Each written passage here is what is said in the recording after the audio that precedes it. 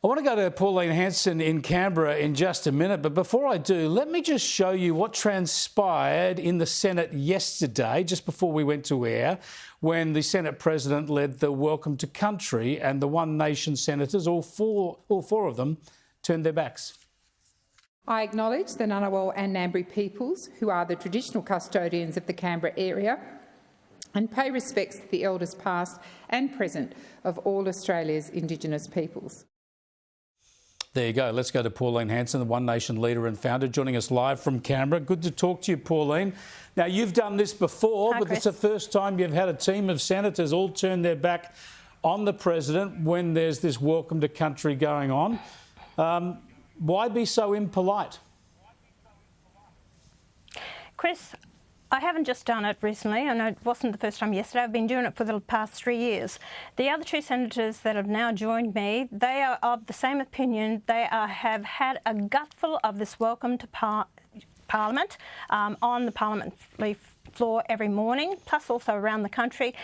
And the reaction from the public has been overwhelming. Just on two platforms, there's been over 7,000 views. There's been over, nearly 6,500 comments with it. That's just on one platform. And people are actually saying, good on you. You're standing up for us. We're fed up with this. We voted against the Voice. We don't want this. It's overdone.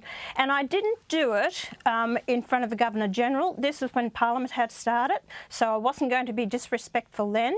But, Chris, I have had enough, and I do not want a Welcome to Country and to be disenfranchised from my own country that I was born here. You're not and I want to make a point to the Australian people. I know you'll get a lot of support for this. I know I'll get a lot of criticism for my stance. Now, I agree that the Welcome to Country is overdone. It's ridiculous how often we see it at the start of various meetings and online forums and the like.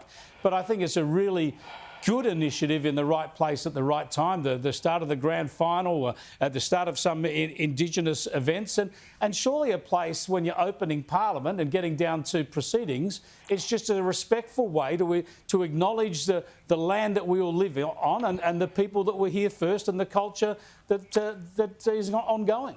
It's just polite. Sorry, Chris. No, sorry. I'm past being polite when I feel disenfranchised from my own country, and that's a feeling from the Australian people. And this is said every morning. Every morning Parliament starts. But how is it disenfranchised? How are you disenfranchised just to recognise our history? Because to recognise that they are the traditional owners of the land, and then we see it go further than that. We see kids being indoctrinated in the educational system, and that they actually have more rights over the lands than what the Australian people do. This is causing division. It's divisive. I'm not turning my back on the Australian people. That's why I'm doing it, and that's why Australians are backing me, because you've got someone standing up, got the guts to actually stand up and say, we've had enough of this. And governments will actually keep feeding this division if someone doesn't stand up to it. In that act, you seem to be turning your back on Indigenous people or those people who want to recognise Indigenous culture. And look, I agree with you. A lot of this stuff is overdone. And, of course, there are Indigenous activists who overclaim. But just to open the Parliament and recognise that there were traditional owners of this land and recognise that is where we are meeting in the Parliament. How is that not just polite and inclusive and a general recognition of our country's shared history? Chris, this is not about the opening of Parliament. This happens every morning that Parliament is sitting. So that's just not the opening of Parliament. If it's just the opening of Parliament, I will accept that. But it's not just the opening of Parliament. As other people, even the street sweeper, the council worker, he had a gut full of it because it's before they actually go and do their jobs as sweep the streets. Or, this is my point. Jobs they do.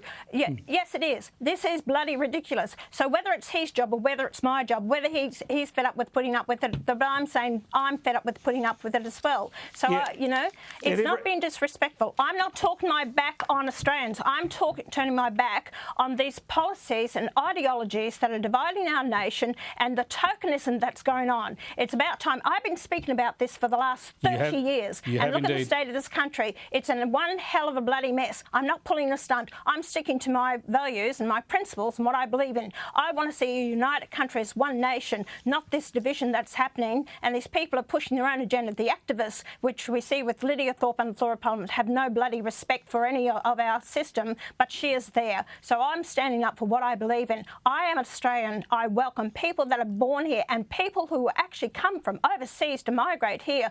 I welcome everyone that have a right to this land. Do not acknowledge people that because they're traditional owners. Well, that was introduced by Ernie Dingo in the 1970s. It is not a custom of the Aboriginal people. That's rubbish. Sure, but it's a nice idea and it's inclusive. I believe it's sad that you're doing that, although there has been so much of this overdone. That's why that Darebin council, or whichever council it was in Melbourne, and where that council worker stood up against it, that's where that overreach is so damaging, because people doing too much of this stuff, you get a backlash now where people want none of it, and you're talking about wanting to get rid of it from our parliament. I think that's very sad, because just after the Welcome to Country, of course, in the Senate yesterday, as they do every day, they also had this. Our Father, which art in heaven, hallowed be thy name. Thy kingdom come, thy will be done in earth as it is in heaven. Now, not everybody in the Senate is Christian, yet people show their respect to that tradition. That is tradition and something that's done right for the educational system of schooling, and it's been in part of our history, Christian values that we have, and that's, yes, it has been part of it. Not something that's been made up, that's been pushed down our bloody throats. Chris, you've got to look at the fact is, it's saying that we acknowledge these people as the traditional owners, to pay them respect, past, present, and emerging. Why should I pay someone respect? I don't know who they are, and emerging? Because some of these elders, I wouldn't give them the time of day because I don't have respect for it. People have to earn respect. You don't have to automatically give that respect. Well, respect Pauline, me as an Australian that was born here, and I have every right to be acknowledged for this land. If you keep handing the land to the Aboriginal people, you know what's going to happen? If we ever have problems here and war is going to face our shores, who is going to sign up to fight for a land that we've been told we don't own or be part of? We're not being told we don't own it. Yep. We're just recognising that there were other traditional cultures here beforehand.